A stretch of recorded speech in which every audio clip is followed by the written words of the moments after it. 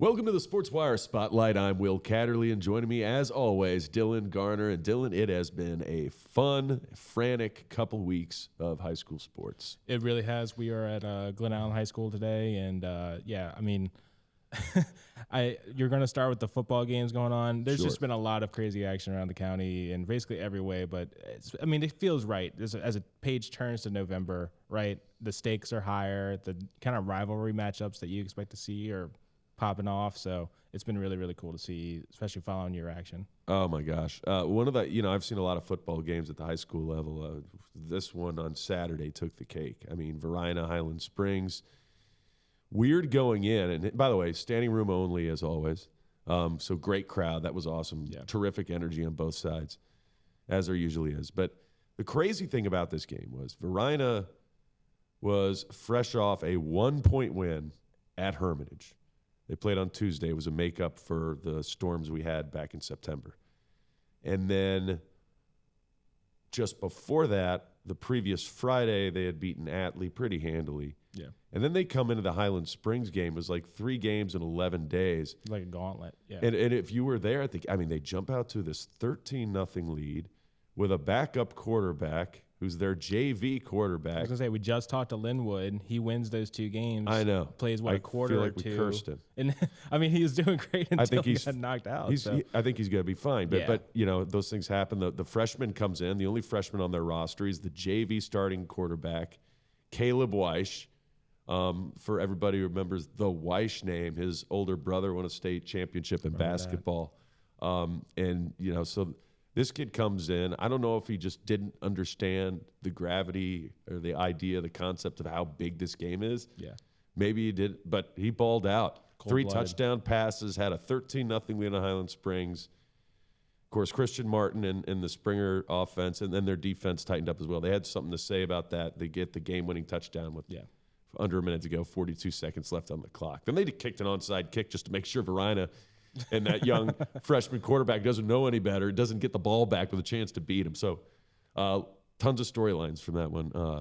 Both, and the big thing about that is they had a lot more. It was more than just rivalry at stake because the winner of that game probably at least gives them a great shot at being the number 1 seed in the upcoming regional playoffs, which is big because that means you get to host instead of having to travel all over the state. So Highland Springs in a great chance for that. And if I'm anybody across the state, I don't want to play Varina.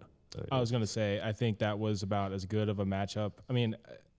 All the history that goes into the Easton schools, right, and their rivalry and how much fun they've had. But, I think those are firmly 2 of the best teams in Richmond, squaring off. And it paid off in pretty much the best way you could even ask for, even with Linwood, not being super involved. And now, Varina now moves on. If Linwood's healthy, now have Linwood and this freshman that, you got to start using him in certain ways, right? You got to get him involved. And that's the right time to know, hey, we got a kind of an X Factor secret weapon here, and they're going to be really dangerous in Class 4. Highland Springs is always dangerous. Now they're in Class 6. But yeah, I was following you. I was following Zach from the Times-Dispatch there. It's like, oh my God, this is a whirlwind. So traditional October 85-degree game. Yeah. And then it was 30 yesterday. So 29 today.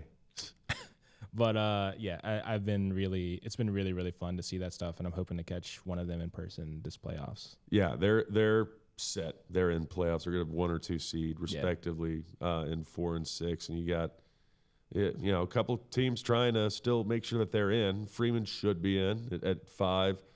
Godwin probably needs a win. They got a big one with Glen Allen. Both those teams could really increase where they're going to be depending on the outcome of that one. So that Glen Allen's still pretty high in the ratings, right? They're still up there. They're still Class 6 and Class 6. But but Godwin is if everything went wrong and they lost to Glen Allen, they could miss out on the playoffs. Yeah. Hermitage should be in, but big game for Godwin and Glen Allen, which is actually where we are. And I know we don't talk cross country that often, but kudos, shout out to J.R. Tucker, because yesterday they did something they've never done in school history at Pole Green Park for regional cross country.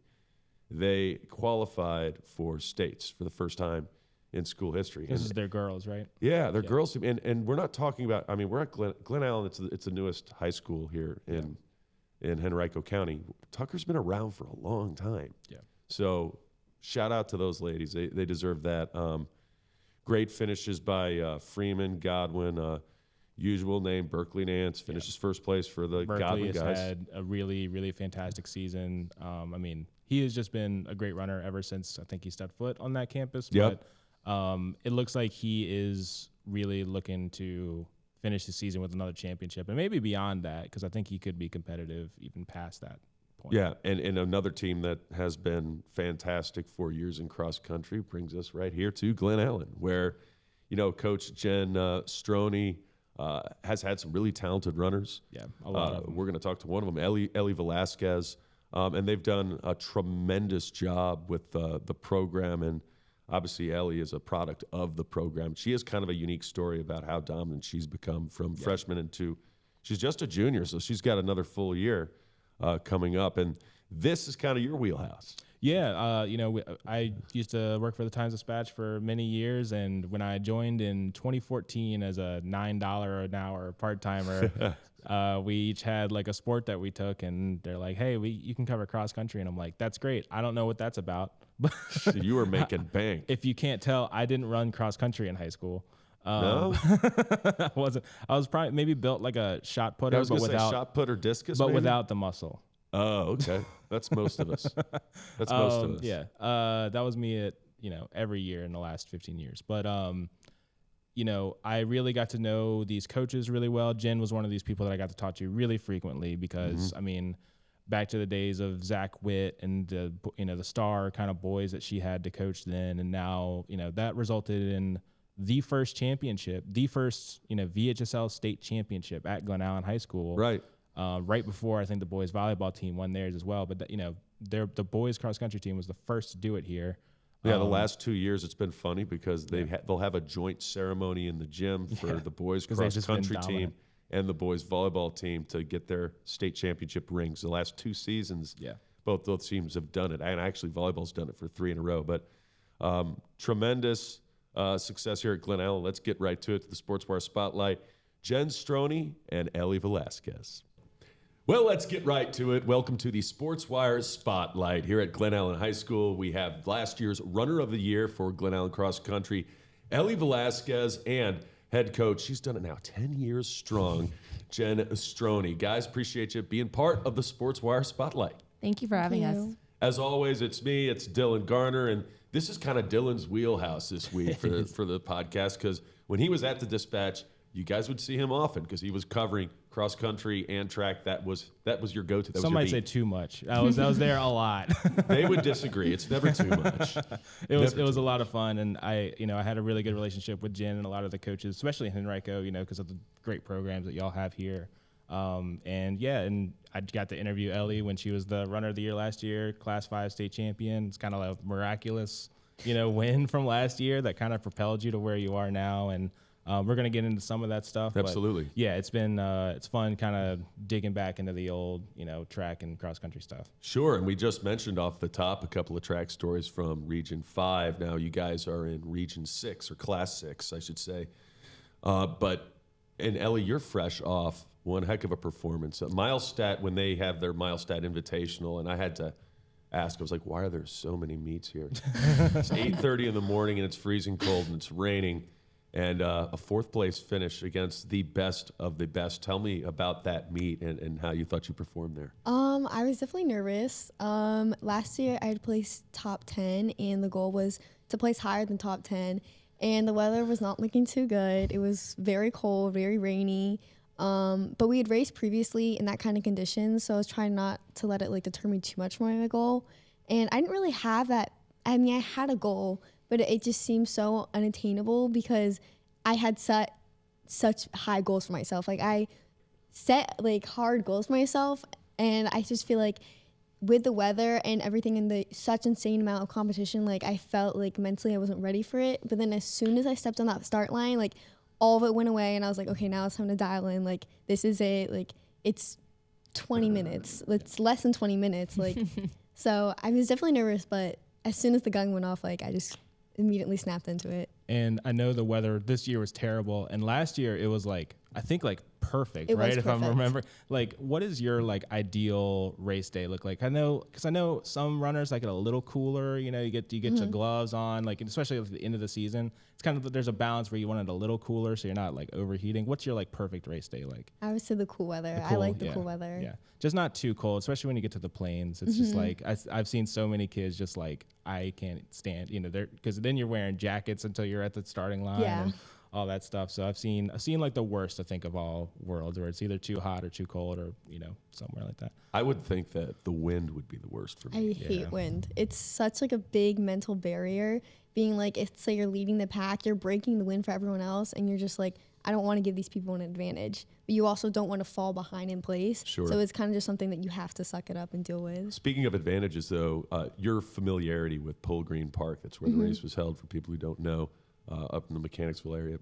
Does that help you? Does that give you kind of an advantage of knowing how the course is laid out before you go? I would think so. Like, we've never been to the Chesapeake course, and I am nervous because I don't want to be that person that messes up everyone on the course. I don't want to lead them in the wrong way. And it definitely is an advantage to be on like know the course. Yeah. And like know where I'm going, knowing, okay, this is a bit of a downhill. I can take this and use this to my advantage, along with uphills too. Has that ever happened to you, though? Because I've covered a couple of cross-country races where like half the runners go the wrong way, and some of them actually get lost. I don't think I've ever gone the wrong way. I There you know go. my teammate in one of my races, she went the wrong way behind me. I don't know how she went the wrong way. Like, she just like, I was right in front of her, and then she just turned right and instead of going straight. I can understand. I can definitely understand that. We get the morning announcements going on, but Coach, we'll go through it. We'll talk through it. Okay. What is your game day? Obviously, doing this 10+ years, back-to-back boys state titles. So how do you get the guys and the girls ready on race day and the days leading up? Because you've got to actually have a map and show them, like, hey, this is where the course goes. This is where you turn left. This is where you turn right. Give me kind of a breakdown. I'm really big on goal setting. So in the beginning of the season, we have them identify what their goals are, and not just time goals, but just what do you want to do at certain meets? What are some important days? Like, so for Elly, Milestat was circled on the calendar back in July. And so it just makes us all on the same page as we get you closer to that goal, and as we progress through the season, that it's not a surprise that there are certain expectations held for you. And then before every meet, we'll sit down, we'll look at the course, we'll talk about, like Elly said, where are some uphills, downhills, important turns, and go over goals the day before. So again, nothing ever feels really last minute. And I think as a coaching staff, we're really explicit about what our goals are, always. And so it's really nice. These guys are at a level where I don't have to tell Elly, hey, you should go for the school record this week. Yeah. She knows. And so that's a luxury that we definitely have at Glen Allen. And Jen, I think this is a great time to catch y'all because, today was the Class 5 Region C meet that y'all would normally have been in. Now you're up in Class 6, like Will mentioned before, and this is your first region meet in Class 6 coming up on Saturday in Chesapeake, like Elly mentioned. In a lot of sports, if for Highland Springs football, right, they're playing different teams that are in Class 6 in the playoffs, right? But like cross country is that weird mix of team sport, individual sport, right? It's maybe hard to prepare when it's like, yeah, you're running against different people, but you're still running your own race. What is that preparation like this year in comparison to last year's as you enter this final stretch where you're not just facing Freeman, Godwin, and everyone? Deep Run's there with you, but that's basically the only familiarity you have. Yeah, I've definitely had to do more research this year than in past years because historically a lot of the same teams are good every year. And so I've always been able to rely on just doing this for so long and knowing what to expect and how certain teams run at certain courses. So it's definitely been a little bit more work on the back end of identifying who some of these runners are. We've had the luxury of not needing to know. 6A is really, really competitive, but we've always gotten to kind of ignore them. Right. So this year has definitely just been a little bit more research. And I know we went up to the Plains earlier in October because that's where a lot of the Northern Virginia schools are. Yeah. This is probably the season that we raced the least at Pole Green because of the new competition. And Elly, for you, I know I've talked to so many of these high school runners. you're just scrolling on Milestat a lot. I think that's like, you know, try to see who's coming next and who you're facing, especially when it comes to track season, right? Because there's so many people. Has your process changed at all as far as like these new girls that you might not have raced against before, or some of the ones that you're maybe sort of familiar with? Have you had to do anything different on that end? I don't think I've done anything differently. I think I've just mentally had to like tell myself I have to stick up with these girls, like, because they are faster, they are better. And like, I just mentally think I've dialed in more on that aspect of like, you just have to mentally like pull through at states. Yeah. We talk about the mental aspect of running. And I remember when I was in high school, I ran track just to do something. And my coach wanted me to run. He said I was built for long distance. And I tried, so he had me training with the cross country runners. And I was going to do the mile and all that stuff. As soon as I would think about how long do we have to go? Are we almost done? Like, that would be it for me. So I don't think a lot of people process that or think about that when it comes to cross country, especially when it comes to longer events. How big of a factor is the mental game in cross country? I think it's majority of the factor. Like, anyone can run a 5K. It's just how long can you mentally stay in it, and how long like can you mentally be up with these girls? Because as soon as you say, oh, I'm tired, like I can't stick with these girls, that's it. You're done. Like, you will fall off the pack. You will fall off. And if you say, oh, I can mentally be up here, like, I really do believe it's 90% of the game. Like, I do think I'm with these fast people because I mentally don't want to let myself go. And I'm mentally just so competitive that, like, I don't want to let these girls beat me. So I will stick it out. It's amazing what the brain can do. It tells you you're tired, then you're physically tired because that's what your brain's telling your body. Well, I'm tired. Well, maybe not, right? Yeah. And I think to piggyback off of that, to demonstrate her level of competitiveness. So prior to Milestat, we had gone up to a course up in Northern Virginia. And unbeknownst to us, the course was a little bit short. And so Elly came through and she had said, she's like, do you think this is a course that I could break the school record at? And our school record was held by our assistant coach, Caroline Roebelin. I remember covering her. Yes. I feel old. Yep.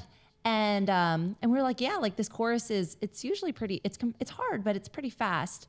And then she finished it, thought that she broke the school record, and we were celebrating her. Like, her and Coach Roebelin had the biggest hug at the finish line. And then it had come out that the course was short.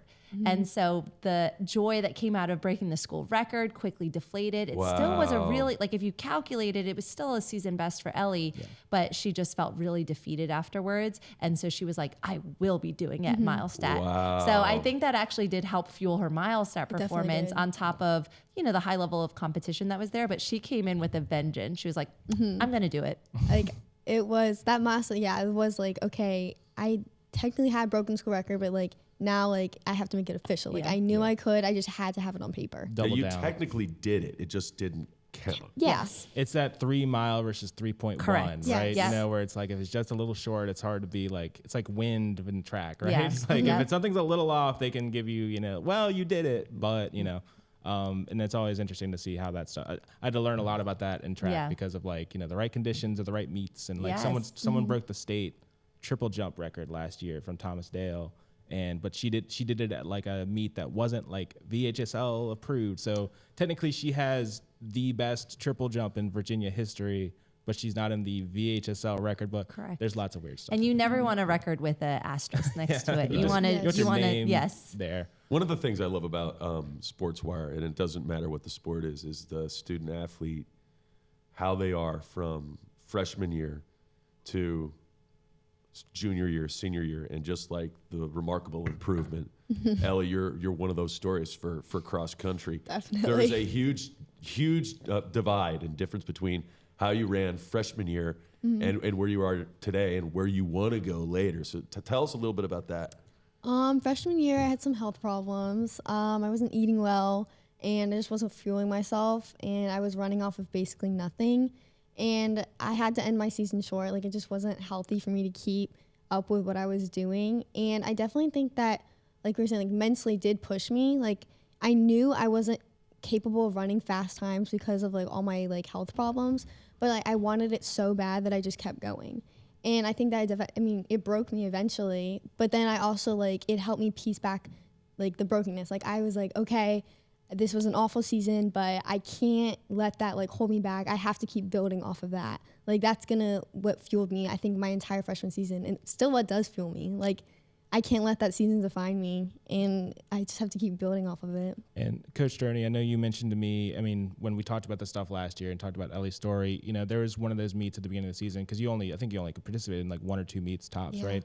And I think one of them ended either prematurely or like she hit the end and she was basically down for the count, right? And those moments are always scary for coaches. You know, it's common in cross country, right? You see a lot of people gasping for air. You see people hyperventilating, which can be scary. But I mean, as a coach, when you see something like that and you know someone's going through something really tough, and you know, you probably learned more about what Elly was going through eventually.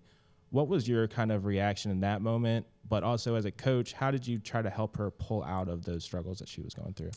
Yeah, we had a lot of one-on-one conversations just leading up to it. And then obviously after the fact, I think it really lended itself for her to get the medical help that she needed. But it was really scary. Elly was just a freshman. We didn't know her that well, and we didn't know what her pain threshold was. And there's always, you know, there was one meet that there was no doubt what was happening. But, you know, there are questions like maybe she isn't mentally tough. You know, her workouts say one thing, but her races aren't really going the way that we thought that they would. Maybe it's just she just needs to learn like how to be tough. And then, you know, as the season progressed, we're like, no, there is something wrong. And so, but we couldn't identify it. And so I think after just an incident that happened at one of our invitationals where she did go down, it did allow us to go see a doctor, and then everything started clicking. We were like, why didn't we see the signs?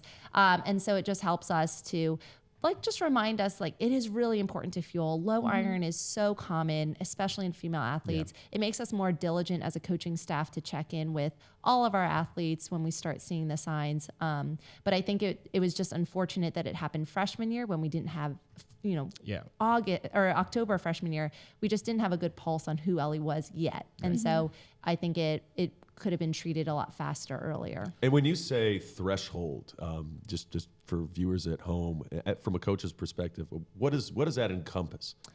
I think kind of what I just referenced.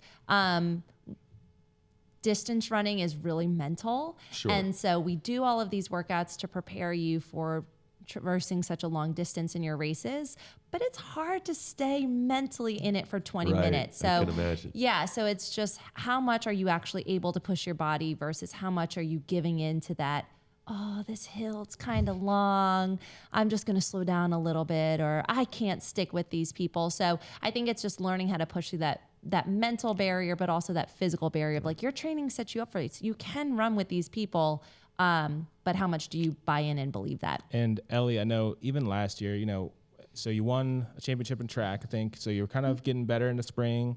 You came into last fall. You were obviously excellent. But even by the end of that season, we had talked, and you had been like, yeah, I'm doing great, but like my legs don't feel good, you know, and like whatever you were going through, Why I don't know. would I they? can't remember if you were talking about shin splints or stretch Yeah. fractures or whatever the deal Shin was. splints are the worst. Yeah, I like did have shin splints. shin splints. I had shin splints, and and so it sucked. yeah, you had to end this miraculous season where you came up with a state championship, and you described like your legs being on fire, you know, at the It state literally meet. felt like my bones were breaking every step of the way. Like normally when you go down hills, like you're striding, like you're using the downhill, and in the videos, like my mom took me, I'm just like, I look like so crippled, like coming down this. I was just in so much pain. Yeah. But then again, I think it was like something where I was like, this is the last race. Like Right. you will not have an indoor season. I mean, that's what we thought. Like Yeah. you Sure. will not have an indoor season because like you need to get better. Everybody watching right now is like, I definitely want to sign up for cross country. Yeah, I know. We're Hey, selling let's it. fire. Yeah. Burning bones, iron levels. Yeah, it's great. It's fun. I think it's just like those kinds of things though that fuel me Yeah. because it sets me back. Like it is something that sets me back, but I don't want it to. So I mentally will train harder. Like I'll fuel harder. Yeah. So those things like are prevented. I do want to touch on that though, because freshman year you were going through some stuff. How much did cross country and your drive to get better as an athlete make you a healthier person? We're not just talking about breaking records here. Like you had some stuff going on, but you really wanted. You had a drive. You had a commitment. How did that fuel you? Sorry, can you repeat that one? How did it fuel Like, you? Like how did it get you to where you are now? I think it was just something where it was like I had worked so hard in that time, knowing that I couldn't reach my goals. And now that like I'm better, I can reach those goals. And like it's just like gosh, it's so hard to explain. Like it's just a feeling where like you were so defeated, like on that ground when I crossed that finish line and fainted that one race, like I felt like my whole world was apart. Like I knew like something was gonna be different. Like I knew they were not gonna like just let me go back into it. Like I knew I was gonna have to get the help I needed, even though I didn't want to. Like I wanted to keep doing what I was doing, but I think it just like fueled me to like be better. Like when I came back, I was like, I can't let that happen. Like I'm a new person. Like it's a new season. It's time to like mentally and physically become better and do better. You've not only become better, you've become a champion. And you're going to, best of luck, obviously, in the upcoming meet this coming Saturday. But Jen, I want to ask this one for you from a coach's standpoint. You know, covering all these sports from football to field hockey, even wrestling or basketball, you see dynasties, right? Highland Springs, 4 state championships in a row in football, not too bad in basketball. Same thing with Henrico, and you look at the Freemans and the Deep Runs. Deep Run used to be like your main competition, right? They would win a lot of state championships in cross country. How do you start a dynasty in a sport that is about running? And I'm looking at other athletes, and they're like, running is just a part of what we do to make a tackle, make a catch, slam dunk a basketball. Running, and this is just running. How do you, because you're building one, right? 2 straight state titles for the boys. On your way potentially with the girls. I'm not going to jinx it. How do you get that? How do you get that cross country dynasty going? Because you kind of have. I think like one, passion is a big part of it. I've been a runner since I was 6-7 years old. My dad was a marathoner. I was always dragged along to all of those fun runs.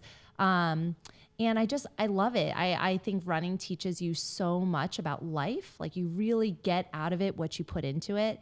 And I think because I genuinely love it, I can bring the energy and bring the passion and just bring the knowledge every single day.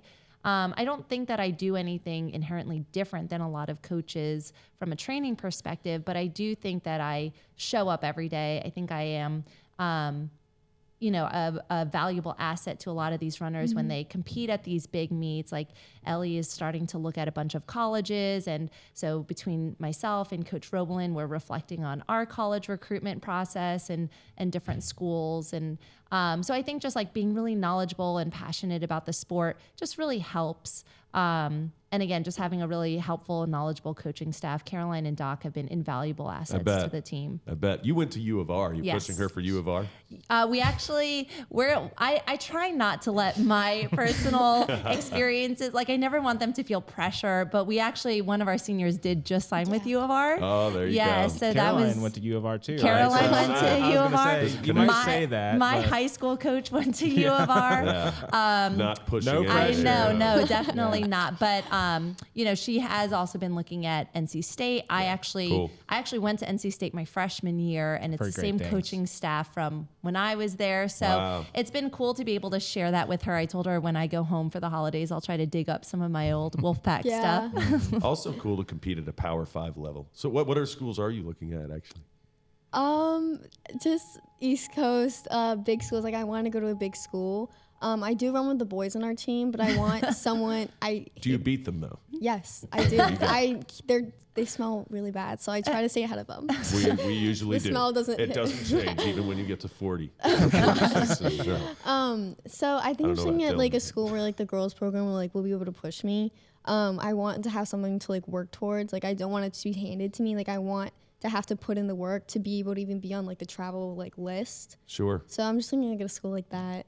Well, we wish you the best of luck, not just this Saturday, but in your schools that you're looking at. As a junior, you got a ways to go, so you might have your pick of the litter, especially if she keeps getting the times that you're getting and the finishes that you're getting. And Coach, you've done a remarkable job with this program. Wish you more success down the road. And I wanted to ask just real quick, as we're in the final kick of the season, let's use cross-country terms, what does the end of the season look like for you? Is it championship or bust, or do you have bigger goals in mind by the end of the season and the rest of your time at Glen Allen? I think, after states, I want to go to the big meets. I plan on going to NXR, and if everything goes to plan, I want to go to NXN. I didn't get the opportunity to last season because we had to cut it short. But now I think that's also something that fuels me. Like, I didn't get to go last year. I want to go this year. I need to go this year. Up and up, yeah. And so, yeah, after states, I plan on going to NXR and hopefully qualifying for NXN. Awesome. Yeah. You've got good odds there. Yeah. I was gonna say every year has been a win. Like her freshman year didn't finish the season. Last year we got her to the state meet. Shins were on fire, but got her to the state meet. This year we're like, we're gonna make it to postseason. Yes. Going to make it to We will postseason make it to without your postseason. shins on fire. Yeah. man. Yes. Who knows? Step by step, it's been going pretty well for you. So good luck with all that. I'm really excited to see what happens. Thank Absolutely. you. Appreciate you guys being part of the Sportswire Thank you for Spotlight. having Thank us. you. Thank you, guys.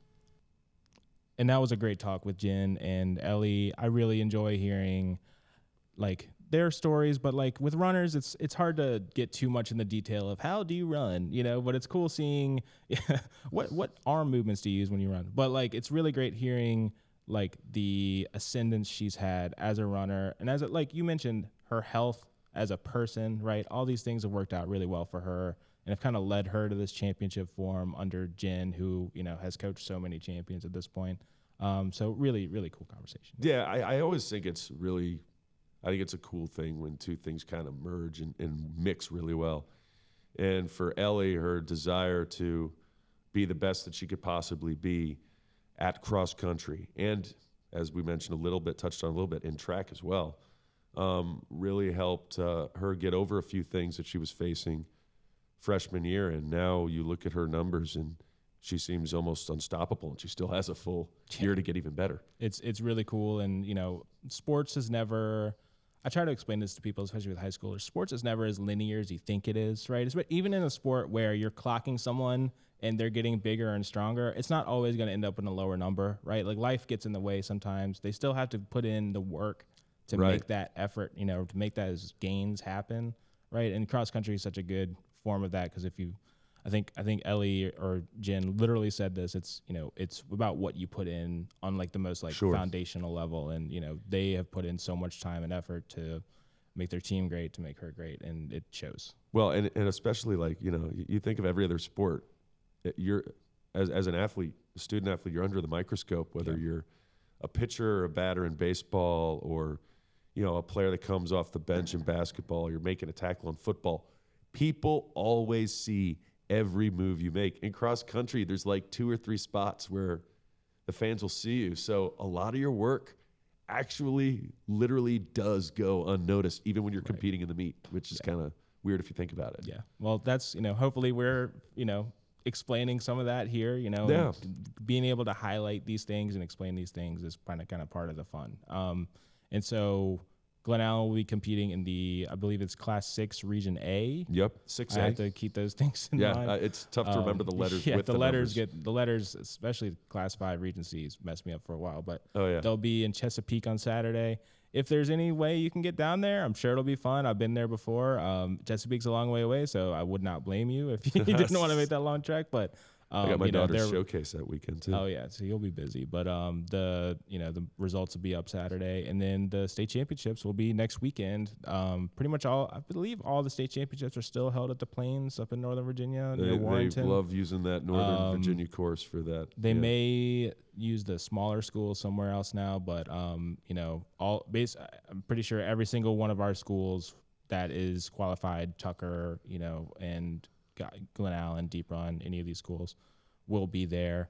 Milestat does a nice job too. For anybody at home, has a friend that's a runner, you can probably find what their stats are and what their times were. Shout out Nolan Jez, my boy at Milestat. There you go. So yeah, that you can keep. I think you can watch it there too. So if you are really interested, it's not a hard drive there, but also you can watch online and support your favorite student athletes going there. Berkeley and Elly will be probably the focus of attention as they go for. I think they each have a second championship possibility here. Yeah, so definitely. That'll be really cool for them. And cross country, not the only sport, obviously, into the postseason mode. I know we talked a little bit about football, but field hockey, as of last night, just wrapped up regionals, and in Region 5, Godwin got to the championship, narrowly lost in a nice battle against number 1 seed Midlothian. But it's a repeat of last year, right? It's almost the exact same situation. They lost 2-1 last year. They lost 4-2, I believe, is the final last night. But the key game in that one is winning in the semifinals, because you win the semifinals, you get to the finals. There, yeah. That means that you're in states. So Congrats You to get a second Godwin. round, Yeah, they get to go to states. Volleyball still sorting itself out. A lot of big matches tonight. Deep run guys and girls are two of the teams to watch out. 4 and 6. The guys are the number 1 seed. I'm sorry, the guys are the number 2 seed. The girls are the number 1 seed, and they are. If you have not seen them, you should check them out. The guys team just have some remarkable outside hitters that when they spike it, just get out of the way. Don't try to dig it out. I mean, if it's a perfect pass to them, you're in trouble. I do have to say, of all the sports that, outside of the footballs and basketballs, the world where everyone knows what's going on, right? Right. I do highly recommend going to see volleyball, because volleyball is so visually stimulating, and you see the teamwork and athleticism in action so constantly. Especially Right. You're shocked by how powerful these guys are that are 16, 17, and how high they're getting. It feels like basketball, right? Where they're dunking over the rim basically, but it's over a net. I've gotten to see the Glen Allen guys play in the past, and that was really it's wow, these are really impressive athletes. So highly recommend checking out these amazing volleyball players. The funny thing about it is, so in football, when you're trying to do an onside kick, and you literally pick out the guy on the special teams whose job is to recover the kick, who you think is just not ready for the moment. Mm-hmm. And they do that in volleyball. So the coach will put up a notepad, and they'll do a 1 or a 2 or a 5. They got 5 different quadrants of the volleyball court, and then you'll see what they mean. It's hit it to this. They're talking to the person serving. Hit it to this part of the court, because this person is not going to be able to dig out of your serve. And it works. They're usually right. It's amazing what the coaches know. Yeah, and is there any part of the state that's better at boys volleyball than Richmond? It's a hotbed. You would have to argue no, because of Glen Allen's success. Glen Allen, deep run, even Freeman back in my day had a great team. I mean, it's the West, especially the West End, is the place for boys volleyball. So definitely, and state championships will definitely be at Siegel Center again, right? So that'll be awesome. Where it should be. Nice professional venue. They do a nice job down there. But we'll have potentially plenty of teams again in the mix. It's probably going to be a deep run versus Dale type of scenario on the guys' side for 6, but 5 is just kind of wide open. So we'll see. But a lot on the menu, a lot to look forward to. Weather is finally starting to feel like October. Until Saturday was 85, but now it's starting to feel like it should. Got one last regular season game in football, and then we're off to playoffs there. And before you know it, we're going to be talking hoops. We're going to be talking preseason basketball and all of that stuff. So my goodness, it goes by fast. I know. So much to get to. So next time you see us, who knows where we'll be. But I enjoyed being at Glen Allen. 2 great guests today. Hope that you guys enjoyed the show. And keep watching us. For Dylan Garner, I'm Will Kaderli. Thanks for being a part of the Sportswire Spotlight.